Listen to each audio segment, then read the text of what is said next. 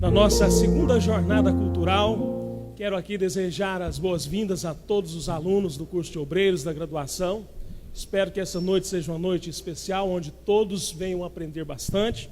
Quer dizer que nós estamos aí pela internet, quem nos acompanha via Facebook, quem ainda quer acessar aí para acompanhar ao vivo a nossa transmissão, pode acessar @FACEB-oficial via Facebook. Você que está aqui nos acompanhando, você poderá fazer perguntas, tá? Em tempo real, estou com o telefone aqui nas mãos, você vai mandar sua mensagem via WhatsApp, eu vou receber a sua pergunta e vou passar aos nossos palestrantes aqui. Você que deseja fazer sua pergunta, anote o telefone aí, é 983210032. Você que nos acompanha pelas redes sociais, anota aí 983210032 e deixa a sua pergunta. Para isso, essa noite, na nossa segunda jornada cultural, nós vamos discutir aqui sobre cultura e igreja, os elementos litúrgicos do culto. Hoje nós assistimos aí uma explosão de denominações religiosas com diferentes formas litúrgicas e com isso nós vamos discutir essa noite como a Bíblia enxerga tudo. E para debater esse tema, elementos litúrgicos no culto, quero convidar aqui os nossos palestrantes, os nossos debatedores, o professor Johnny Júnior. Por gentileza, suba e senta aqui ao meu lado. Convidar o professor Fábio de Souza Neto e também o professor doutor Jeová Rodrigo dos Santos, e que nós possamos receber eles com uma forte salva de palmas.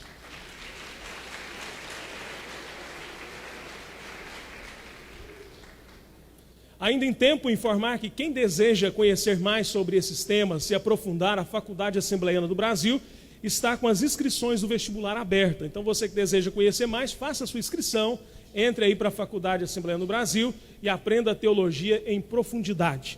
Quero dar a oportunidade aqui para os nossos palestrantes fazer os seus cumprimentos. A paz do Senhor a todos, é um prazer estar aqui com vocês nessa noite. Faculdade Assembleiana do Brasil, nossos agradecimentos à diretoria geral, pastor Lucas Costa, diretor acadêmico, pastor Roger, toda a diretoria da FACEB. Também sou pastor Johnny Júnior, sou do campo de Campinas e tenho uma ligação muito especial com a Faculdade Assembleiana do Brasil, porque minha formação teológica foi aqui. Então é um prazer retornar, participar, e agora também cursando filosofia, crescendo, desenvolvendo, e estar aqui ao lado desses mestres, grandes professores, pastor Reginaldo Cruz, meu professor em sistemática. Estar aqui é um prazer imensurável. Então minha gratidão por estar aqui nessa noite. Professor Fábio. Muito boa noite a todos e todas, paz do Senhor. Me sinto também feliz em estar com vocês hoje, alguns conhecidos, todos os alunos aqui da Faculdade Assembleiana do Brasil, também toda a nossa direção. Espero que essa noite seja uma noite de edificação para todos. Obrigado. Professor Jeová. Eu quero cumprimentar a todos com a paz do Senhor. É uma alegria poder estar em mais um dos eventos que a Faculdade Assembleiana do Brasil tem realizado nesse local. Hoje nós vamos discutir um tema de fundamental importância para a igreja, que é pensar elementos litúrgicos e relacionar isso com cultura. Então, eu fiquei feliz pelo convite, grato a Deus por poder estar com vocês. Vai ser um bate-papo informal, nós vamos conversar um pouco a respeito de algumas temáticas que serão propostas, e a nossa esperança é que realmente a conversa que teremos entre nós e com vocês, que de fato ela possa trazer edificação e possa ajudá-los a compreender melhor o que é a igreja, a natureza da igreja e a importância dela para o nosso tempo. A todos que participam conosco, eu como professor da casa quero desejar aí boas-vindas para a noite de hoje e para os próximos eventos que se realizarão no decorrer da semana. Então vamos iniciar as nossas perguntas e debates aqui sobre a questão dos elementos litúrgicos do culto. Lembrando, você que nos acompanha pelas redes sociais ou aqui presencial, caso você queira mandar uma pergunta sobre essa temática, o que nós temos assistido aí nas igrejas que a cada dia são abertas, os nossos cultos, as nossas celebrações, envie aí sua mensagem pelo nosso WhatsApp, através do número 983210032. Bom, professores, eu quero deixar aqui uma pergunta para vocês. Alguns pensadores têm defendido que há uma forte influência da cultura hedonista em várias celebrações evangélicas, que dão ênfase aí ao entretenimento, aos cultos. Eles estão corretos? Qual é o pensamento de vocês em relação a esses pontos? Sim, professor Jeová. Já estou com o microfone nas mãos. Ok, obrigado. É inegável, acho que se nós formos honestos, cada um de nós aqui, e avaliarmos a situação, não da igreja, mas do tempo em que a gente vive, o nosso mundo é um mundo em que as pessoas estão continuamente, constantemente em busca de realização pessoal, de felicidade. Recentemente a mídia estava veiculando aí um congresso ou um evento de magnitude nacional sobre felicidade, né? Então estavam convidando pessoas do Brasil inteiro a participarem de um congresso que tratava exatamente dessa temática, felicidade, bem-estar. Isso é uma busca que, infelizmente ou felizmente, né, marca o nosso tempo, marca a nossa época. E o que muitas vezes nos preocupa é que esse anseio que o mundo tem lá fora de encontrar satisfação, de ter os seus problemas, as suas dificuldades resolvidas a todo preço, de viver sucesso e sucesso como se a vida fosse apenas isso. Infelizmente, essa tendência tem chegado também às nossas igrejas, às nossas comunidades, e isso é notado e percebido a partir de boa parte dos discursos que, infelizmente, têm ocupado aí o tempo dos nossos púlpitos, discursos onde a temática o tempo todo está ligada, está vinculada à questão da saúde, do bem-estar, da prosperidade, do sucesso. E uma das questões que a gente precisa pensar e pensar seriamente quando se observa essa tendência que vai invadindo, que vai, de alguma forma, alcançando nossas igrejas, é pensar até que ponto esse tipo de postura que a igreja tem assumido, que infelizmente tem recebido influência da cultura do mundo lá fora, até que ponto isso realmente é saudável. Uma questão que foi colocada aqui, que é o entretenimento. Entretenimento nas nossas igrejas, me parece, eu tenho caminhado aí por um bocado delas, e tenho percebido que ele tem se tornado um elemento importante em muitos lugares, e aparentemente ele vai ocupando assim um espaço privilegiado em muitas denominações.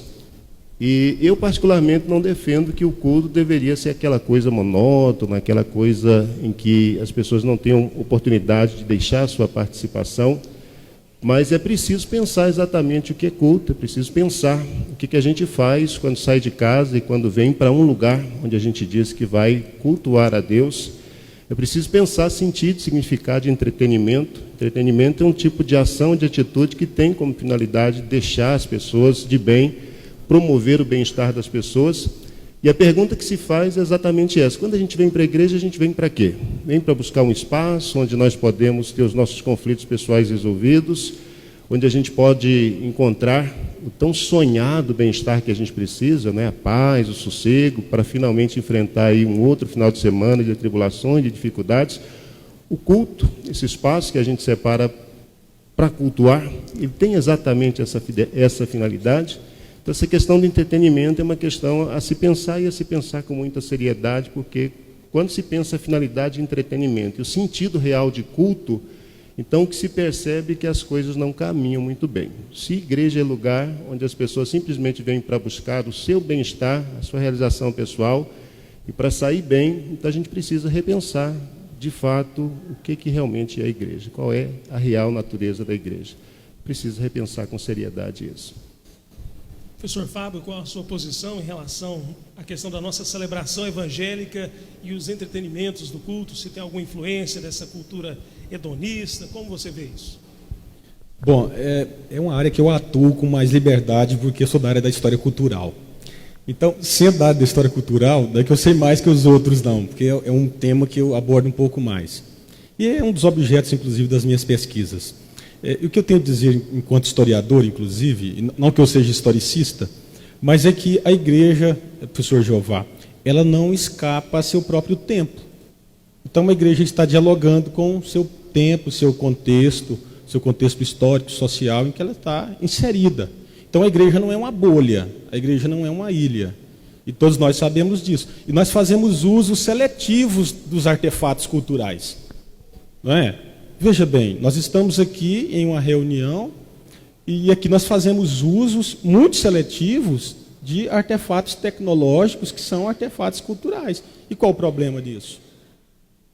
Então, eu não vejo problema nisso, nesses usos seletivos dos artefatos culturais. Por outro lado, quando se fala, por exemplo, utilizando o termo entretenimento nas relações, inclusive, com o culto e com a igreja, percebe-se o seguinte: nesse diálogo da igreja com a sociedade, há algumas representações interessantes que eu gosto de utilizar. Por exemplo, aquela velha imagem que é uma representação do século XIX, que demonstra aquela cadeia evolutiva numa perspectiva naturalista, onde o homem é representado, inclusive, lá desde o Neandertal, passando pelo Homo erectus até o Homo sapiens sapiens, né? Dentro dessa perspectiva darwiniana, evolutiva e naturalista. Tem outras representações hoje, pastor Jeová, que é muito cômica, que mostra que o homem que desceu nessa perspectiva naturalista, claro, quero pontuar aqui, desceu da árvore e se coloca de pé, aí de repente o Homo sapiens sapiens, ereto, verticalizado, de repente ele se curva diante das tecnologias e inclusive da tela do computador. Há uma representação, um filme, vocês são pais, né? Johnny é pai, tem 2 filhos lá, né, Johnny? E o professor Roger também, o professor Jeová acredita também, mas você não tem criança mais em casa. Mas os filhos, as peças fílmicas, as animações, por exemplo, que são confeccionadas pela indústria cinematográfica, da Pixar, por exemplo, num contato, numa aliança com a Disney, há outro tempo lançou uma peça, que é uma animação que foi assim um sucesso total, e muito mais sucesso, inclusive, não para os filhos, mas para os pais. Porque nessa trajetória de desenvolvimento dos meus filhos, eu assisti tudo que eles assistiam lá, menos o Pica-Pau, porque não dá para assistir aquela porcaria. Mas Dora Aventureira, você não tem ideia, eu tenho certeza que você está assistindo Dora Aventureira. Então, e nós assistimos com nossos filhos essas animações da Disney e da Pixar. Uma delas é o Wall-E. O Wall-E é uma crítica tão tenaz, sabe, sobre a nossa sociedade contemporânea, narcisista, consumista, cativa dessas tecnologias, submissa a essas tecnologias, porque lá o grande mote da peça é que havia um mundo pós-apocalíptico, onde os seres humanos acabaram com a natureza, construíram uma nave espacial, saíram da Terra, deslocaram, procurando outros espaços, outros lugares para se estabelecerem, mas enquanto isso, eles desenvolveram uma dependência tão grande das tecnologias, que eles perderam a capacidade de andar. Quem se lembra disso? Perderam a capacidade de andar. Então, é uma crítica muito tenaz sobre essas dependências que nós adquirimos das tecnologias. E, pensando nisso, nós também absorvemos em grande medida o espírito de nosso tempo, que é o Zeitgeist, né? O espírito da época. E esse espírito da época está dizendo o seguinte, está dizendo que você, eu e todos, o tempo todo está sendo bombardeado por um show de informações e luzes, de novas linguagens. Está muito difícil hoje, inclusive, você segurar a atenção das pessoas simplesmente utilizando os recursos da linguagem verbal. Não é? Nos cultos que nós temos em nossas celebrações, em nossas igrejas, o culto da palavra, de exposição bíblica, que dificuldade! Porque as pessoas estão reféns das tecnologias, inclusive, professora Jéssica, de outras linguagens que não verbais. Então, é um desafio para a igreja, porque a igreja ela não é uma bolha fechada, ela está dialogando com a sua temporalidade, com o seu tempo, contexto em que ela está inserida. Então, eu vejo que o desafio está posto. O desafio está posto. E nós precisamos articular meios de contornar esses problemas de modo que haja um lugar distintivo, específico, importante, privilegiado para a exposição, por exemplo, da palavra de Deus a partir da Escritura. É um desafio que está dado. Professor Johnny, qual é o seu posicionamento em relação a essa temática? Bem, meu posicionamento é eu sei que a temática aí acaba abordando o hedonismo.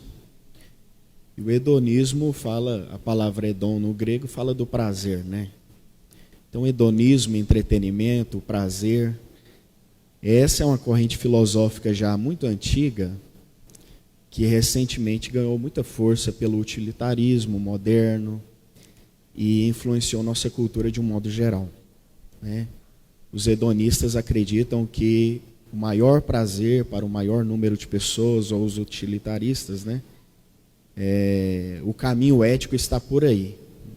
O prazer, a ênfase no prazer absoluto deveria ser o nosso norte ético, prático, a nossa maneira de viver, né? Isso tem afetado nossa cultura como um todo.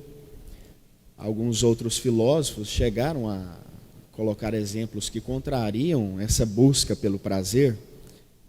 Salvo engano, Chomsky, ele perguntou, bem, se os hedonistas estão certos e o prazer é a busca absoluta do ser humano, então deveríamos pensar que a vida de um porco ou de uma ostra deve ser mais interessante, porque uma ostra vive bilhões de anos, milhões de anos, e experimenta um prazer muito contínuo. O que valeria mais a pena, a vida humana ou a vida da ostra, ou a vida de um porco relativamente grande, né? Isso botou em xeque muitas coisas e alguns hedonistas acabaram abandonando sua posição sobre a busca do prazer porque perceberam que existe algo maior do que o prazer. Existe uma preferência que motiva as pessoas a mais do que o prazer. E quando nós pensamos em liturgia, em culto, nós deveríamos pensar, geralmente quando nós trazemos esse assunto, pastor Fábio, pastor Jeová, esse assunto sobre liturgia, automaticamente já pensamos num assunto, ou geralmente as pessoas parecem ter em mente que é um assunto difícil, uma questão formalista, engessada. Mais autores cristãos, dentre eles um teólogo pentecostal inclusive, o James Smith,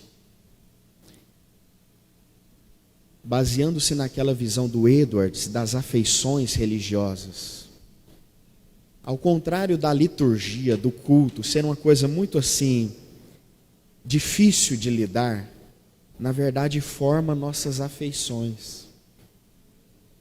A nossa cultura, ela está extasiada por emoções, e é difícil para ela até engolir o credo de que Deus não tem paixões. Deus não tem emoções. Pathos. Deus não teria isso. Que a psicologia tenta até hoje debater sobre isso. E parece que a formulação mais comum seria que emoções são turbações mentais ou algo do tipo. É um tipo de turbação. Bem, Deus não teria isso, visto que Ele é onisciente. Isto choca os hedonistas do nosso tempo. E é difícil para muitas pessoas que pensam que o culto é uma questão hedonista, prazerosa, baseada na emoção. É difícil para eles lidar com a ideia de que Deus não tem patos, emoções.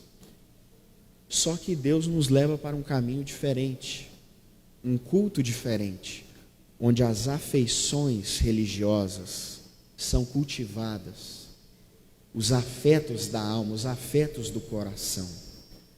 Então não é difícil pensar longe da caixinha das emoções, porque vamos para as afeições religiosas de Edwards. Jonathan Edwards dizia: a verdadeira religião, o verdadeiro culto está nas afeições religiosas. Tem um caminho aí, tem uma outra proposta aí. Não tem nada de rígido, frio demais, rigoroso demais. Isso é muito formalístico. Muitas vezes, aproveitando o gancho que o pastor Fábio falou sobre narcisismo, hoje um dos nossos colegas, o Pedro Dulce, inclusive postou um texto onde ele falava que a birra de muitas pessoas contra a liturgia, na verdade, muitas vezes revela mais o narcisismo delas. Deve ser só emoção, ou é esse centro assim, é isso aqui assim, se não for assim, essa não é essa liturgia, eu não compro essa liturgia. Bem, Deus quer nos mostrar uma outra proposta e acho que por isso que estamos aqui, né, pastor Lucas, para pensar essa nova proposta sobre liturgia, essa proposta. Muito bom.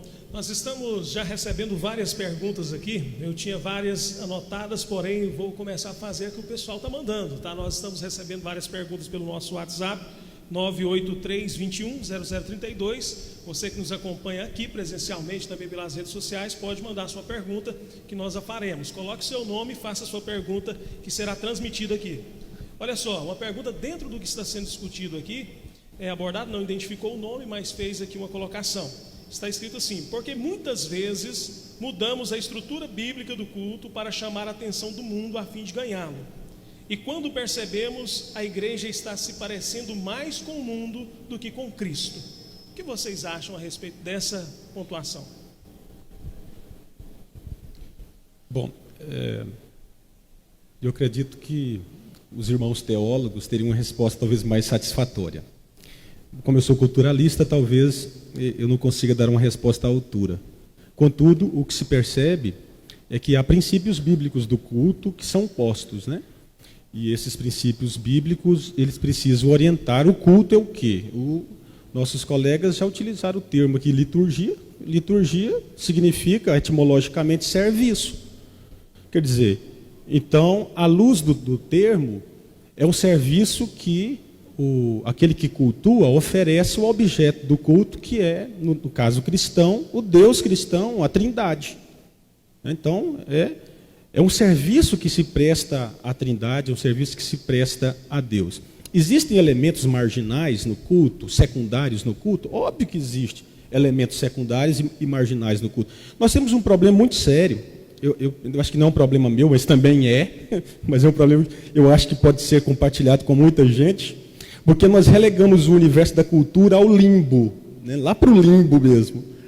Nós temos a tendência de negar a cultura. E cultura numa acepção antropológica, enquanto artefato mesmo, construtos culturais que nós construímos com nossas mãos. Não é? Elementos secundários do culto estão postos aqui hoje. Vocês estão assentados sobre bancos. Eu estou utilizando o microfone. Então, o que é do mundo? E o que pode ser utilizado ou não nesse espaço de culto? É o que Alistair McGrath defendia e defende, né, há muito, que é a apropriação crítica da cultura. A apropriação crítica da cultura é você apropriar da cultura, dos elementos da cultura, e utilizar esses elementos para a glória de Deus. São os elementos secundários que fazem parte do culto. E como estamos ofertando isso? Se lembrem lá da narrativa bíblica do Gênesis, do culto que foi oferecido pelos primeiros filhos do casal edênico, que foram Abel e Caim. Eles levaram o que diante de Deus? Elementos da cultura, inclusive, não é? É claro que sim. Então, há a possibilidade de você apropriar criticamente desses elementos da cultura e utilizar esses elementos para a glória de Deus. Vou citar um exemplo aqui clássico. Não muito tempo, não muito longe, nós tínhamos um problema muito sério com os usos de instrumentos eletrônicos nos cultos. A guitarra elétrica nem se fala, gente. Que dificuldade que foi para você utilizar a guitarra elétrica no culto. Por que não? Guitarra elétrica é coisa do mundo. É coisa do capeta, porque é o rock and roll da década de 60 que está destilando essa musicalidade, essa linguagem, está utilizando da guitarra elétrica, então nós vamos utilizar a guitarra. Demora um pouco mais para a igreja entender que é possível utilizar aquele elemento cultural no culto sem nenhum problema. Vamos lá, gente, para a reforma protestante.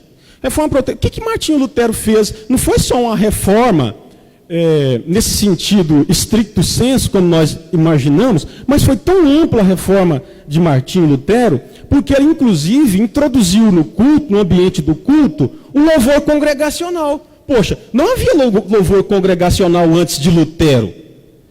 Olha, irmãos, pastor Jeová, eu acho que é hebraísta, ele é o cara na cultura hebraica. E eu tenho medo aqui de interferir na área dele. Mas veja bem, nós não estamos reproduzindo hoje em nossos cultos as antigas antífonas do velho judaísmo do primeiro primeiro século. E nem estamos cantando aqui o canto gregoriano, né, que assombrava a comunidade, dava aquele som etéreo, deslocado, a congregação não participava do culto, era um conjunto de especialistas, né, com muita técnica que participava. E nós também não estamos cantando hoje Johann Sebastian Bach. Johann Sebastian Bach, vocês sabem que era um crente luterano que produziu 2/3 de sua produção musical, que é uma coisa extraordinária, nem todos têm ouvido estética, nesse senso estético para ouvi-lo, eu gosto muito pessoalmente, mas 2/3 de sua produção foi utilizada para a igreja e pela igreja. Agora, nós estamos utilizando a musicalidade, as expressões musicais, os artefatos culturais que foram produzidos lá no século XVII, hoje? Não estamos. Eu acho que eu tentei responder razoavelmente, eu acho que me alonguei demais, perdão. Mas colocando aqui uma pimentinha nesse assunto, o Natan, ele mandou aqui, ampliando aqui o debate, né? Colocando assim, mas e o que os palestrantes acham sobre o stand-up gospel? E eu poderia acrescentar as igrejas pretas, os cultos com as luzes apagadas, os louvores direcionados à questão simplesmente pura emocional das pessoas, e por aí vai, elencando inúmeras ações que acontecem nos cultos e na liturgia de vários cultos. Para mim mesmo? Pastor Jeová? Pode, seu Fábio, continue e passe para o pastor Bom, Jeová. nós temos uma dificuldade muito grande com a linguagem. Por quê? É um primado da linguagem verbal. Eu estou falando como culturalista, gente. Então, e não como teólogo, pastor. Então nós temos uma dificuldade muito grande. O que vale para nós é a linguagem verbal. Esquecemos, por exemplo, das capacidades e das potencialidades que tem a linguagem musical ou a linguagem teatral. Quando, por exemplo, lançaram A Paixão de Cristo, Mel Gibson, né? Foi um sucesso internacional. Claro, é uma peça cinematográfica, obviamente. E tem desvios ou erros teológicos? Possivelmente. Mas ela alcançou muita gente. Muita gente foi alcançada a partir daquela linguagem que não é necessariamente verbal. São linguagens que são multifacetadas, é um conjunto de linguagens que são utilizadas para, inclusive, falar do Evangelho. Gente, literatura. C.S. Lewis está aí, é o autor da moda. Poxa, nós estamos utilizando mais que nunca C.S. Lewis. Olha só o teor da linguagem, das múltiplas linguagens que C.S. Lewis utiliza para construir sua literatura. Ele vai beber, inclusive, em literatura que não é genuinamente cristã, por exemplo. E ele sabe utilizar isso, não é? Que é adaptado, agora recentemente, em linguagem cinematográfica, e que foi um sucesso extraordinário, que foi As Crônicas de Nárnia. Acho que o grande problema aí é quando se usa esses elementos no culto, né? Eu acho que é aí que é o problema. Que você não vê uma vinculação dos usos desses elementos a partir de um referencial bíblico. Eu acho que esse é o grande problema, professor Roger. Antes do professor Jeová fazer suas colocações, o Robert manda aqui um pensamento. Olha, penso que a maioria do problema não está diretamente no culto coletivo, mas sim na liturgia individual. Professor Jeová, e aí, qual a sua posição em relação a tantas coisas? Essas igrejas modernas que fazem festas juninas, que fazem cultos sertanejos, inclusive tocando músicas seculares dentro da própria igreja. Ok. Eu acho que, para discutir essas questões, o professor Fábio, ele está fazendo uma abordagem em perspectiva histórica, né? Então está olhando como alguém que é historiador e avaliando a cultura e o diálogo que existe entre cultura e igreja. E acho que uma das questões que ele enfatizou numa primeira fala e que reforçou agora, a gente não pode negar. A igreja não é uma ilha isolada, a igreja não é uma bolha, a igreja ela está inserida na sociedade. E não apenas está inserida na sociedade, mas ela tem uma função social. O próprio Jesus diz que a igreja, na sociedade, ela serve como dois elementos. Ela serve como sal e ela serve como luz. Então, ela está inserida na sociedade, ela é influenciada pela sociedade. Cultura é construto humano. A gente constrói cultura. Cultura não é uma coisa que surge por acaso e a gente simplesmente é engolido por ela. Então, é um processo histórico que efetivamente se constitui e, no final das contas, nós acabamos envolvidos nele. Quando se fala de igreja e cultura, obviamente que a igreja está envolvida na sociedade, ela tem um papel, volto a dizer, importante, que é o papel de ser sal e luz. E eu acho que essa última fala do professor Fábio, ela fecha bem a questão.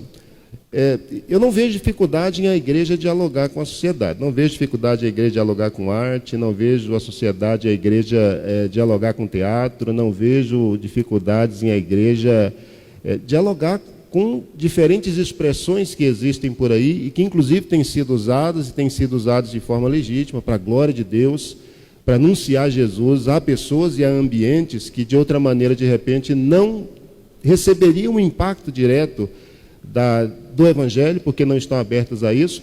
Mas eu penso que o grande problema é quando nós trazemos esses elementos e queremos inserir isso no culto. Acho que a grande questão que a gente precisa pensar e precisa repensar o tempo todo, nem a liturgia, porque os dois professores mencionaram essa questão. Geralmente, quando a gente fala de liturgia, as pessoas pensam em elementos pré-estabelecidos que existem e que norteiam a prática religiosa de uma igreja ou de uma instituição qualquer. A grande questão nem é a liturgia, nem são os atos em si, porque eles são variáveis. Como pessoas são diferentes, como culturas são diferentes, cosmovisões são diferentes, e de todas as raças, povos, tribos e línguas, pessoas são chamadas para servir ao Senhor. Então, a maneira com que as pessoas vão expressar esse culto, essa adoração a Deus, obviamente que isso vai ser diferente. Não existe uma fórmula mágica, não existe um modelo que nós chamaríamos aqui de o modelo litúrgico que a Igreja Universal precisa seguir. Mas a grande questão é quando a gente traz essas práticas lá fora, por exemplo, questão de parede pintada ou de música. Ontem eu estava indo para casa de carona aqui com os alunos e a gente estava conversando a respeito disso. Igrejas que estão pintando as paredes de preto e colocam determinados tipos de música, porque a psicologia ela descobriu que quando as pessoas estão num ambiente em que determinada tonalidade de cor existe, a pessoa se desarma porque ela não olha para o outro. Quando ele ouve determinada música, a música acelera os batimentos cardíacos e desperta na pessoa emoções. O que é que a igreja está criando hoje? A igreja está criando experts em movimentar pessoas. Stand-ups foi uma das questões levantadas aqui. As igrejas lotam, né? Se disser que vai ter um stand-up aqui para fazer piada evangélica, piada cristã, lota isso aqui, gente. O pessoal sorri, fica feliz, desestressa, passa uma semana abençoada, né?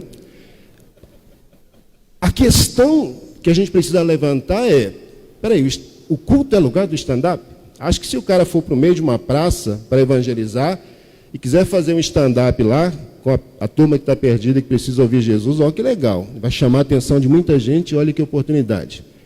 Mas oferecer o púlpito da igreja para o cara entreter as pessoas, por um período de 45 minutos, 1 hora, fazendo piadinha. E aí a gente assume que isso é culto. Então a questão não é qual deve ser a posição do cristão em relação a essas expressões artísticas que existem por aí. A posição deve ser uma posição crítica, mas ao mesmo tempo deve ser uma posição de reconhecer que diversas dessas manifestações artísticas aí, de fato, podem ser usadas legitimamente para a glória de Deus e para fazer Jesus conhecido. Agora a pergunta que a gente tem que fazer o tempo todo é: o que é cultuar?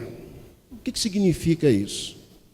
Quem é a pessoa importante? Quem é o centro das atenções quando a gente vai cultuar? Você vem à igreja ou você vem cultuar? Porque se você vem à igreja, a gente precisa perguntar: o que é esse vir à igreja? Vem fazer o que aqui? Então, a grande questão que a gente precisa pensar é: o que as pessoas estão assumindo em relação a culto? O que significa realmente cultuar? Eu sou das antigas, né? A Bárbara já deve declarar isso. Então, sou teólogo e sou teólogo das antigas. Eu fico pensando no entretenimento no culto. Isso me irrita. Eu preciso ser honesto, isso aqui é um bate-papo, é uma conversa, isso me irrita. Não é que me irrita assim de fazer uma piadinha ou outra, não, porque eu também faço. Às vezes estou pregando e tal, faço uma piadinha ou outra para descontrair, porque isso é legal. Mas eu estou pensando o entretenimento como elemento principal do culto. Culto, gente, é lugar de pessoas serem confrontadas. Tem um bichinho que está desaparecendo das nossas igrejas, que é aquele bichinho chamado neonato nascido de novo. Aquele bichinho que é o indivíduo que nasce de novo, que é confrontado com a palavra, confrontado a ponto de reconhecer que é pecador, que é perdido, que está condenado ao inferno, que a ira de Deus paira sobre ele, e que a menos que ele reconheça e confesse Jesus como Senhor e Salvador, ele está enrascado, ele está perdido. Esse tipo de experiência, isso está desaparecendo das nossas igrejas, está sumindo. Onde é que estão os novos convertidos? Não é os novos convencidos, não. Os novos convertidos de fato, onde é que essa turma está? A Bíblia diz que para que nós sejamos salvos, a gente precisa ouvir a boa notícia, né? Saber se com a tua boca confessares ao Senhor Jesus, em teu coração credes que Deus ressuscitou dos mortos, então serás salvo. Mas Paulo continua, e como é que esse pessoal vai crer se não ouvir? E como é que esse pessoal vai ouvir se ninguém pregar? A boa notícia, a boa nova do Evangelho, ela precisa ser anunciada com tamanha intensidade que as pessoas precisam receber um choque. O tempo que a gente vive é um tempo em que palavras assim não são muito bem vistas. Falar sobre pecado na igreja, isso traumatiza crente, traumatiza pessoas. A gente não fala sobre pecado, porque Jesus já levou na cruz os nossos pecados. Alguém só nasce de novo quando é confrontado com o Evangelho, quando entende a boa notícia do Evangelho, quando sabe o que significa ser pecador e estar perdido, estar irremediavelmente perdido. E quando finalmente reconhece que a única maneira de ele sair dessa situação é através de um milagre. O milagre do novo nascimento. Eu fico pensando se depois de 2 horas de stand-up, alguém sai de uma comunidade como essa, contrito, quebrantado de coração, batendo no peito e dizendo: "Sê propício para comigo, Senhor, porque eu sou um miserável pecador." Se isso não acontece, e eu estou falando de culto, eu estou falando de culto.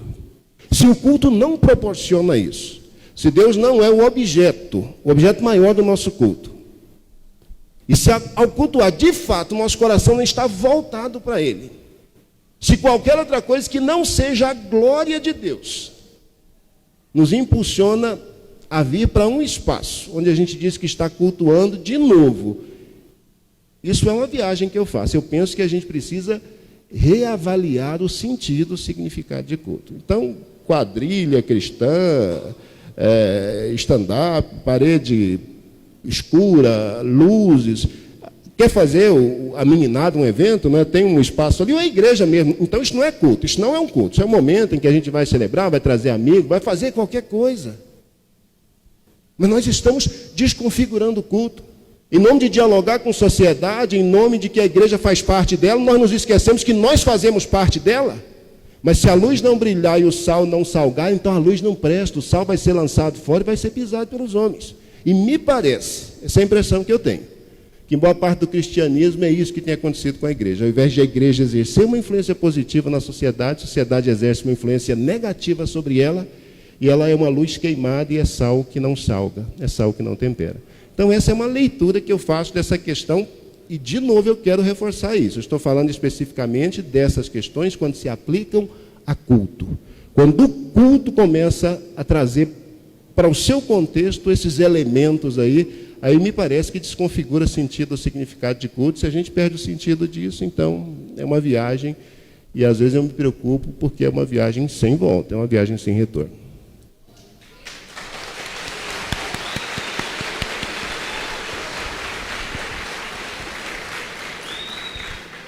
Estamos recebendo muitas perguntas aqui, continue nos acompanhando, e já estamos quase caminhando para o final, mas antes fazemos algumas perguntas aqui. Farei algumas perguntas agora diretas, apenas um comenta essa pergunta e farei outras sucessivamente, de acordo com o pessoal que está encaminhando aqui para nós, no nosso WhatsApp aqui, 983-210032.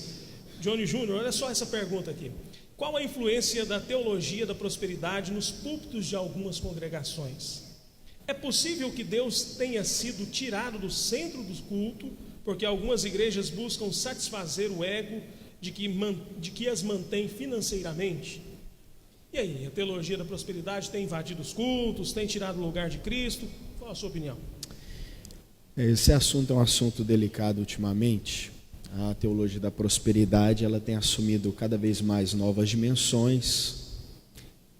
E falando de uma perspectiva pentecostal, por um pentecostal e neocalvinista holandês, o James Smith, e ele escreveu um livro, Speaking in Tongues, Pensando em Línguas. E nesse livro ele fala muito sobre a visão pentecostal de culto. Nessa visão pentecostal que nós temos de culto, de fato, é parte dessa visão pentecostal uma visão não dualista ou não gnóstica da realidade. Existem dois tipos de extremos, né? Os gnósticos, eles tinham um tipo de ideia de espiritualidade que era uma negação da matéria, né? No final, a filosofia gnóstica é isso. É um desprezo pela matéria em troca da espiritualidade, porque a espiritualidade é isso. A matéria deve ser suprimida, negada, absorvida. Então a mentalidade gnóstica absorvia a matéria. Nós temos aí dois extremos. A mentalidade gnóstica, ela ainda é algo ainda que continua. Ideias de que nós devemos pensar além da caixinha de prosperidade, às vezes elas caem num outro extremo, que é a mentalidade gnóstica, o desprezo pela matéria. O James Smith diz que o culto pentecostal é uma tortura para a mentalidade gnóstica, porque você canta no culto pentecostal aquela música do Bento, que Jesus curou até o calo do pé dele. E aí a irmã vai na frente e diz que Deus ajudou a pagar as contas na semana passada, e esse é meu testemunho. James Smith diz que os testemunhos são a poesia do culto pentecostal. E aí o outro rapaz diz, Deus também me ajudou, o emprego que eu queria. Então não somos deístas. Deus está aqui agora. É uma questão espiritual. Era a base de tudo para mim ser perdoado. Quando eu era criança, eu ficava pensando, eu ficava me torturando, porque eu olhava para alguém do lado, a pessoa estava dizendo, obrigado por o Senhor me salvar, Deus, obrigado pela sua justificação. Eu dizia, como que ele sabe disso? Eu queria saber também, eu queria saber que eu sei que estou justificado. Era a base de tudo. Só que esse Deus, ele é antideísta. Ele nos chama a justificação, que era tudo para nós, a base de tudo, a salvação, e ainda fala, olha, só porque eu te salvei, eu vou te curar todos os dias e vou te abençoar todos os dias também. Aqui agora, na matéria, na matéria. Eu estou redimindo a espiritualidade, a materialidade, e eu me encarnei só para provar isso. Estou redimindo todas as coisas, a vida no todo, o evangelho todo para o homem todo. O que nós chamamos de teologia da prosperidade, na verdade é muito mais uma distorção extremista dessas coisas, que centraliza as áreas do prazer e a vida financeira acima de outras coisas. Nós não precisamos ceder a isso, irmãos, não precisamos, porque a nossa espiritualidade, ela abrange o mundo físico e o mundo espiritual também. Nós temos um Deus que nos ajuda na mordomia cristã dos bens materiais, nos ajuda a caminhar por esse mundo. A base de tudo é a nossa justificação, e só porque Ele tirou esse povo da terra do Egito, Ele leva eles para um lugar material. Eles experimentam coisas temporárias, porque é um Deus, não só, Deus é tão transcendente que um homem como Moisés fica parado no caminho dele dizendo, o Senhor é transcendente. É por isso que eu acredito que você não vai destruir o povo de Israel, porque o Senhor é muito transcendente. É tão transcendente que é imanente aqui e agora. E é tão imanente que está além do tempo e do espaço, da fronteira. Quando eu cursei teologia aqui na FACEB, eu ficava pensando em algumas coisas que alguns teólogos holandeses, como Doiver, dizia. O Deus além da fronteira do tempo e do espaço. Deus não tem nem sucessão de pensamentos. Só que esse Deus tão transcendente, que não existe nem sucessão de pensamentos, é o Deus que me ajudou na semana passada, quando eu precisei comprar algumas coisas para a geladeira, sabe? E mandar o meu filho para a escola. É o mesmo Deus. O culto pentecostal, ele é extremamente antideísta, antignóstico, é uma tortura. Um gnóstico está dentro de uma liturgia pentecostal, é uma tortura. Aqueles testemunhos são uma tortura para ele. Ou ele procura um lugar para ele cultivar o deísmo dele, um Deus que organizou a mecânica do universo e deixou os homens ao seu bel prazer. Olha, existe a maneira certa de combater a teologia da prosperidade. Existe sim. E existe a maneira certa de afirmar um Deus transcendente que está imanente aqui também na sua criação. Existe uma maneira certa para fazer algumas coisas. Agora, qual que é a maneira errada de combater a teologia da prosperidade? Esses dias eu vi uma frase de um grande teólogo renomado. Ele dizia que o que Deus lhe daria era apenas a saúde e a disposição, e o resto era com ele. Você baniu Deus do mundo material. Você é o mais gnóstico de todos nós. Você é o mais deísta de todos nós. Não sei quem é. Você é o mais deísta. Deus é tão espiritual que ele não tem vez nas coisas muito triviais da sua vida, né? Ele não é digno de te ajudar a pagar as contas, porque ele é muito transcendente. Prazer, isso é deísmo. Nós não somos deístas. E também não aderimos à teologia da prosperidade também. Nós estamos buscando uma cosmovisão bíblica, uma visão de mundo bíblico, onde Deus está redimindo a cultura, pastor Fábio, redimindo a cultura através de nós. A graça é comum, pastor Eurípides de Abraham Kuyper, a graça comum de Deus dispersada por toda a cultura, ciência, tecnologia, e redimindo até a nossa economia, nos dando uma grande visão econômica cristã, para prosperar. Inclusive o pentecostalismo é tão antignóstico, que ele se recusa a espiritualizar as promessas de que o evangelho é boas novas para os pobres. Ele é antignóstico por causa disso, né? Então acho que esse é um pensamento sobre esse assunto. Muito bom, o aluno Salomão, ele faz aqui um comentário, ele escreve assim dizendo: nosso povo precisa entender que o culto é constante e se divide em individual e coletivo. Professor Fábio, algumas igrejas têm trazido aí muitos aspectos da celebração judaica para o culto cristão. Há algum problema teológico nesse sentido? A bomba caiu na minha mão aqui. Bom, eu vou falar primeiro numa relação com a antropologia simbólica. Na perspectiva da antropologia simbólica, isso é uma grande sacada. Por que é uma grande sacada? Desculpe assim a linguagem coloquial, mas para ficar bem assentado. Na antropologia simbólica, tudo é rede de significado, né? A partir de Clifford Geertz, o homem, ao mesmo tempo que tece esses significados, ele também é tecido por esses mesmos significados.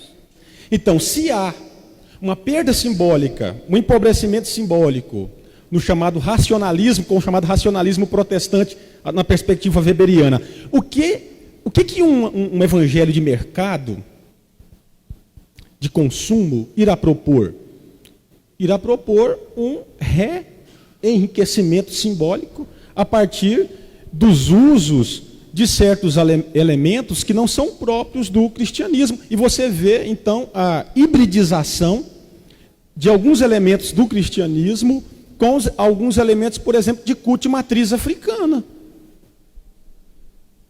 E não só isso. Eu estou falando de um extremo. Aí você tem um caminho invertido. Aí eu vou falar como historiador agora. Por quê? Porque se a dura pena o cristianismo se divorcia do judaísmo desde os primeiros tempos, né, a partir do primeiro século, um dos documentos cristãos mais antigos talvez você não tenha ainda, não teve essa curiosidade ainda, ele está inserido no próprio texto canônico.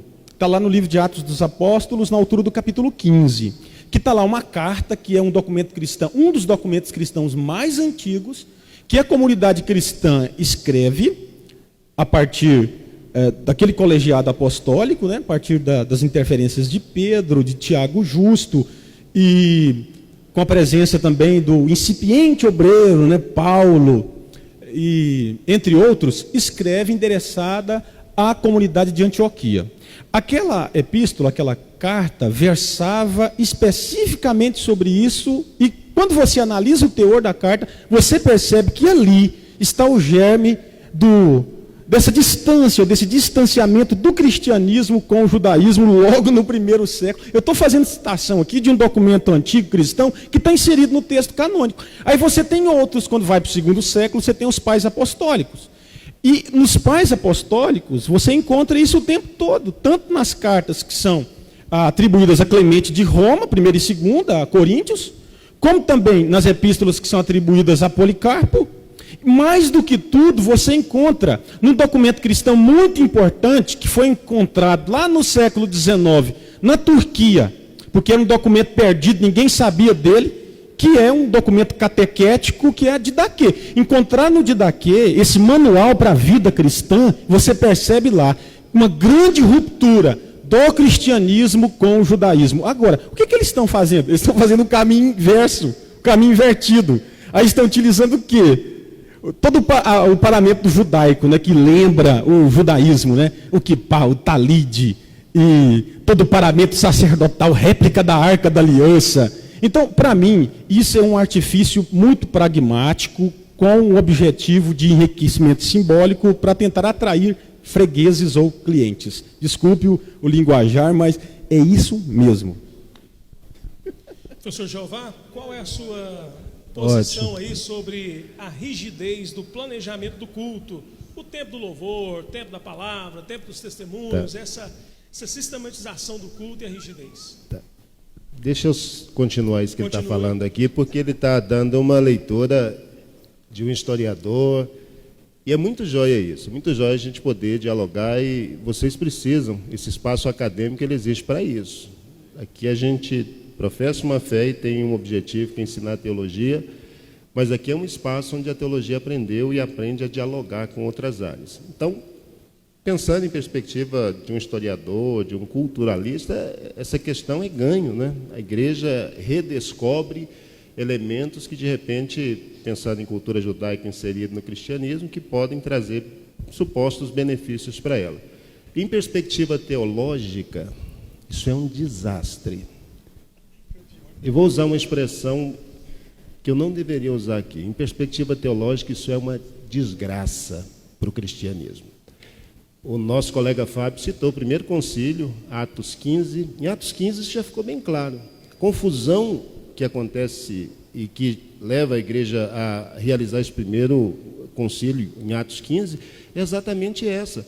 Gentios estão se convertendo ao cristianismo, Saulo e Barnabé estão fazendo um trabalho extraordinário, essas pessoas estão sendo inseridas no cristianismo. Esse cristianismo é um cristianismo de origem judaica, os primeiros cristãos, eles são judeus convertidos, e o grande desafio agora é pensar o que nós vamos fazer com esses gentios que se convertem, porque em relação a judeu convertido, ok, a gente reinterpreta, repensa Jesus a partir de todo o Antigo Testamento e consegue viver bem com a nossa consciência, guardando um dia sagrado, observando uma ou outra prática. Isso não interfere na nossa vida, questões de ordem cultural que estão sendo mencionadas aqui inclusive. Mas para os gentios, como é que a igreja lida com isso? Os próprios apóstolos disseram, gente, nem nós que recebemos a lei damos conta de levar esse negócio. Nós vamos colocar isso nas costas dos outros? Então, se nem eu que sou judeu, eu consigo fazer tudo aquilo que a minha religião, que o judaísmo existe, por que eu vou exigir de um gentio que ele assume essa postura? Então foram estabelecidas em Atos 15 regras muito simples. Evite a prostituição, evite a idolatria, evite uma coisinha ou outra, e acabou a história. É isso que vai servir para a igreja. Leia Gálatas. Gálatas é uma carta que Paulo escreve exatamente para lidar com essa tendência. Em algumas igrejas, de um grupo que quer judaizar o cristianismo, de um grupo que quer fazer com que o cristianismo, junto com a mensagem da boa nova de Jesus, da salvação pela fé, acrescente ali resquícios de uma religião que já ficou para trás. O judaísmo, com todas as suas expressões, com todos os seus simbolismos, e fundamentado na escritura do Antigo Testamento, ele era apenas sombra que apontava para Cristo. Paulo aos Gálatas, ele leva essa questão tão a sério, que ele diz que se alguém faz isso, se alguém se circuncida depois que creu em Jesus, então você blasfemou, você negou a fé, você está enrolado. Você perdeu tudo, absolutamente tudo que fez. Então, quando a gente avalia a luz de Escritura, eu particularmente assumo isso como sendo um retrocesso. Uma igreja que tem uma arca da aliança lá no meio e que 2 levitas vestidos a rigor vêm trazendo a arca e coloca lá de frente do púlpito para simbolicamente fazer não sei o quê. E que fala em hebraico ainda, o Shema ainda faz questão, Shema Israel, Adonai Elohim, Adonai, faz todo um ritual que ele não sabe nem o que está dizendo, porque os judeus começam assim, primeiro eles declaram que Deus é um e depois... Quando a gente faz isso, nós estamos retrocedendo. Paulo, os apóstolos, eles lutaram exatamente para mostrar que existe um distanciamento entre o judaísmo e o cristianismo, e o judaísmo, com toda a sua herança, serviu como uma bênção para apontar para Cristo. Cristo cumpriu absolutamente todas as coisas que estão ali.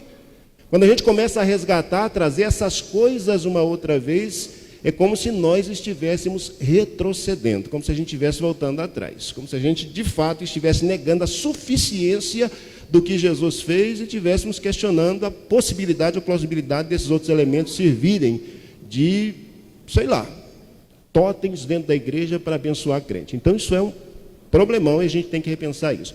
Sobre a questão, e agora é só um minuto que eu vou falar sobre isso, porque os meus colegas também certamente querem compartilhar, mas sobre essa questão de rigor, rigor é sempre problemático. Quando a gente trata do culto, nós precisamos ter muito cuidado. Tem uma questão que é levantada aí, que fala de um engessamento. O engessamento do culto, ele mata de fato o real sentido, o real significado. Olha para João 4, Jesus encontra a mulher na beira do poço e conversa com ela, a mulher de repente descobre quem ele é, ela faz uma pergunta muito simples: aonde que a gente deve adorar? Deve adorar em Jerusalém ou aqui no monte? E o que é que Jesus diz? Não é assim que funciona. O culto não está necessariamente vinculado aí, nem é em Jerusalém, nem é no monte. Quem Deus realmente está procurando é o verdadeiro adorador, é o adorador que adora em espírito e em verdade.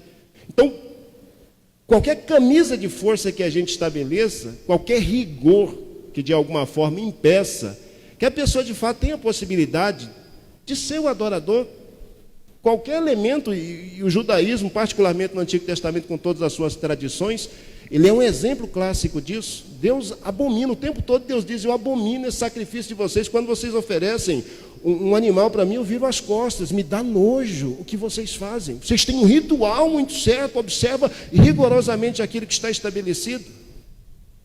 Mas enquanto com a boca vocês me louvam, o coração está longe.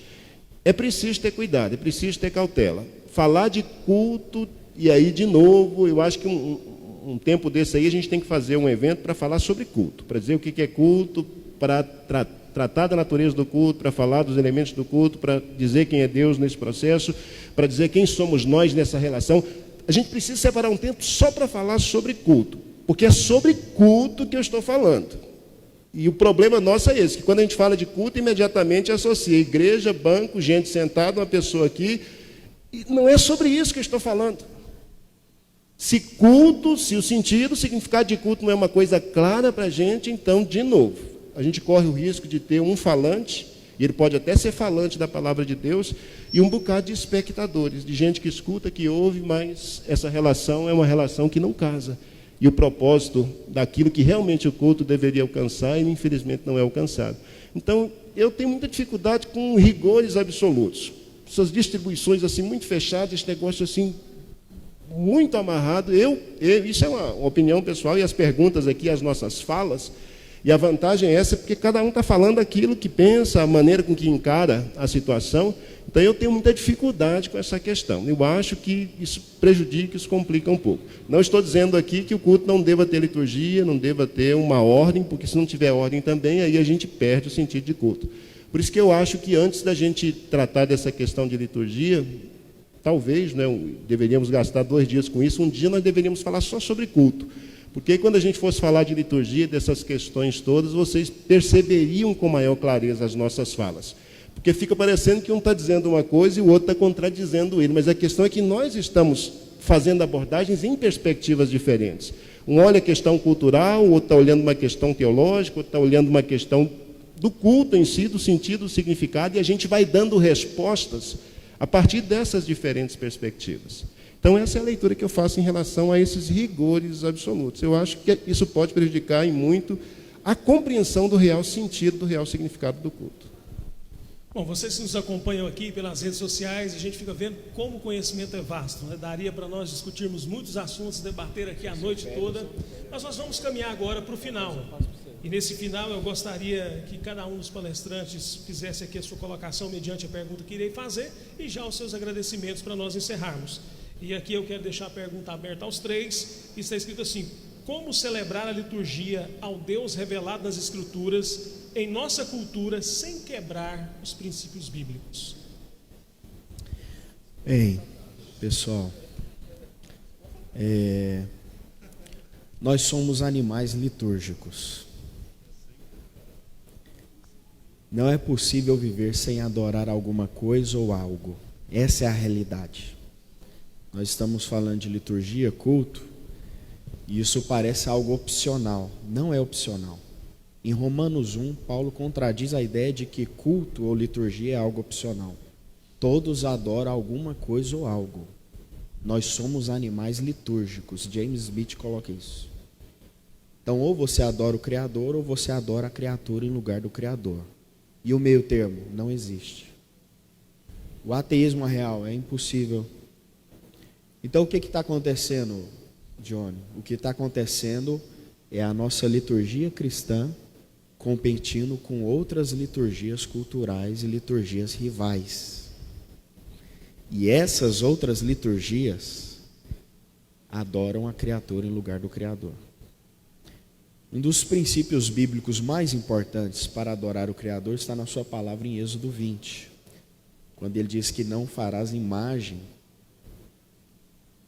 A ideia é de que você não vai até Deus pela imagem ou imaginação que você faz dele, mas você vai até Deus pela imagem que ele te passa dele, pela revelação.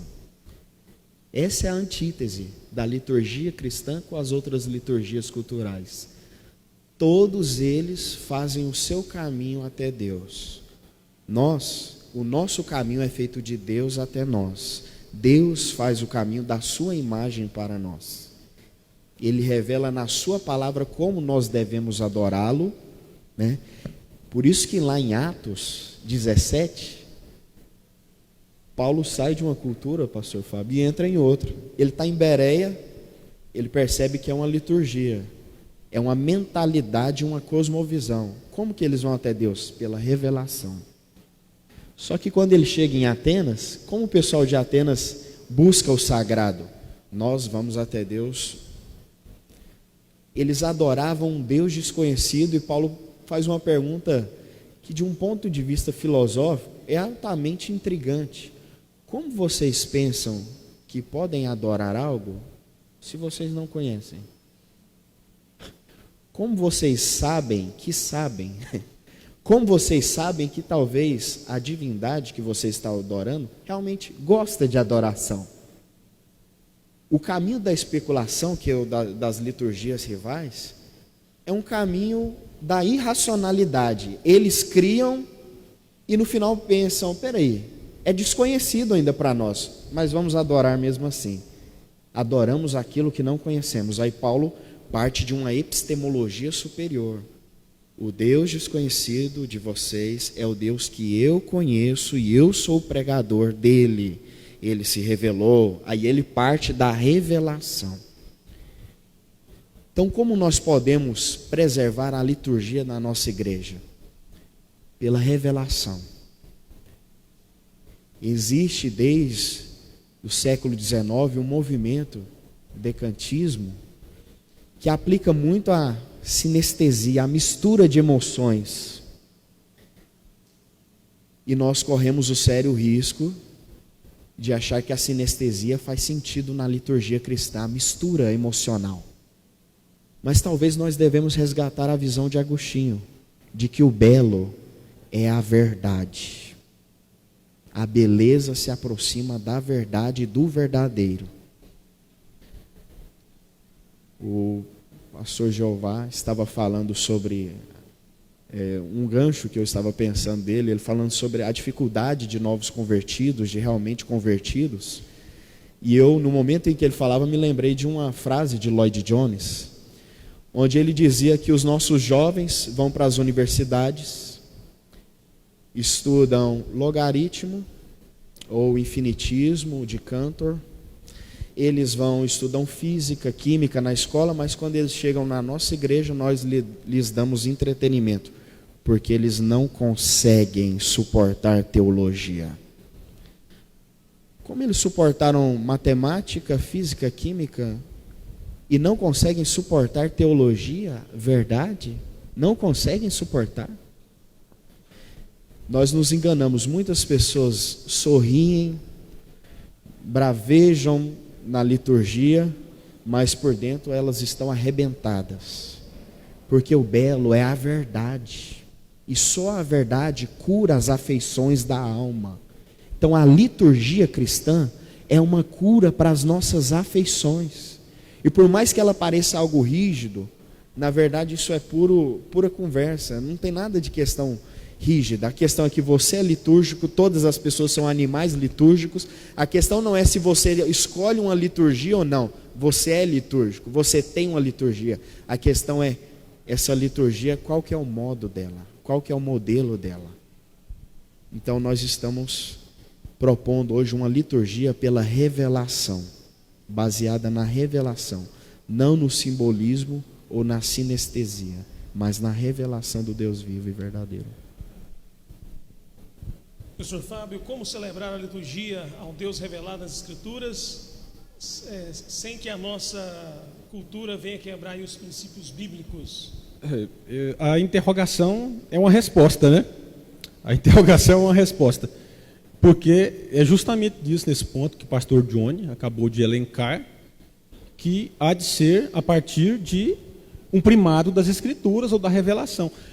Durante essa semana, eu ouvi uma declaração que soa assim como uma espécie de afronta, que o sujeito disse a mim o seguinte: olha, o seu Deus não passa de representação.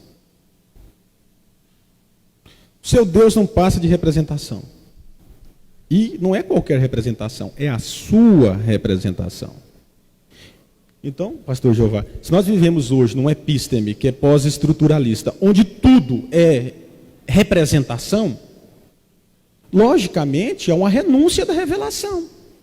E há uma tendência de se negar a revelação propositiva de Deus nas Escrituras. Então, qual que é o caminho? Qual que é a resposta? É o que está contido na interrogação e que o pastor Johnny já abordou. Não são as minhas representações sobre o sagrado ou sobre o culto, mas um retorno às Escrituras, à revelação propositiva de Deus. Ponto final. Professor Jeová. Essa talvez tenha sido a pergunta mais fácil de se responder, porque o nosso colega já fechou, né? Como é que a gente mantém a liturgia sem quebrar princípio bíblico? Muito simples a resposta. A resposta à pergunta é simples. Não é simples manter a liturgia sem quebrar princípio. A resposta à pergunta. Como que eu mantenho uma liturgia sem quebrar princípio? Aprenda o princípio. Só tem um jeito de eu assumir uma liturgia que não vá de encontro, numa perspectiva negativa, às Escrituras. É conhecendo a Escritura. E, infelizmente, esse tem sido o mal da nossa geração. O Johnny até fez uma ilustração muito interessante ali, não é? As pessoas suportam tantas coisas, mas onde é que estão os teólogos e teólogas? Então, vou lançar um desafio para você. Você que estuda cores, para saber que cor você deve pintar a parede da sua igreja para chamar a atenção das pessoas, você que fica vidrado lá em saber qual é o melhor tom, grave ou agudo, na hora da pregação, para levar o indivíduo a se comover com as suas palavras. Você que estuda tanta coisa para tentar mobilizar a sua igreja, gasta tempo estudando teologia, vai estudar a Bíblia, vai estudar a Escritura. Para de querer fazer o papel do Espírito Santo, para de querer fazer o papel dele. Quem convence do pecado, da justiça e do juízo é o Espírito. Quem faz esse trabalho, essa obra de mudança, de transformação, é o Espírito Santo. Para com isso, para com isso. Senão você vai ter um monte de convencidos na sua igreja, mas o bicho em extinção, que é o convertido, esse bicho vai ficar cada vez mais extinto da sua comunidade. E da minha comunidade também. Não estou falando da sua, não. Estou falando da minha, da nossa comunidade. Então, estuda princípio, estuda a Bíblia, estuda teologia. Essas coisas outras são inúteis, eu devo descartá-las. Não, nós não estamos falando disso, não. Agora mesmo não foi dito que nós, enquanto teólogos, pensadores, precisamos dialogar com a cultura? Ok, se existem coisas que são úteis, Paulo não ensinou isso, que é útil, que é bom, que é agradável, que serve, aproveita. Mas você precisa ter um elemento que sirva como fio da balança, para você dizer isso é legítimo, isso não é legítimo. E o que serve como fio ou fiel da balança é a revelação, como já foi dita, revelação propositiva na Escritura, é Escritura, e só tem um jeito de você se apropriar disso, é estudando. Estuda a Bíblia, estuda a teologia, gasta a sua vida estudando a Bíblia, gasta a sua vida estudando teologia, aí você vai saber de que maneira o seu culto pode ser agradável a Deus sem quebrar princípio bíblico. Eu quero, junto com os meus colegas, agradecer, muito legal poder conversar essas coisas com companheiros de caminhada, aí, de jornada, em diferentes momentos aqui da faculdade, em outros espaços também. Bom tê-los aqui. Se vocês estão aqui, é sinal de que essa é uma questão que inquieta vocês. E o nosso desejo é que a fala de cada um de nós aqui, de fato, tenha ampliado, tenha aberto o horizonte. Ninguém veio aqui com resposta pronta e acabada, ninguém sabe a resposta pronta e acabada, mas a gente vai trilhando caminhos e vai apontando para vocês caminhos que cada um de nós trilha. E o desafio para cada um de vocês é: escolha um caminho e comece a trilhá-lo. E aí você vai encontrar as respostas que precisa para isso. Muito obrigado.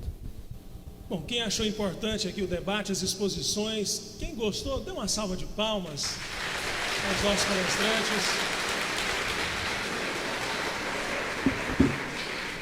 Quero agradecer aqui o professor Dr. Jeová por suas colocações, agradecer aqui o professor mestrando Fábio, e também aqui o professor Johnny, que Deus abençoe todos vocês. Obrigado pela excelente contribuição.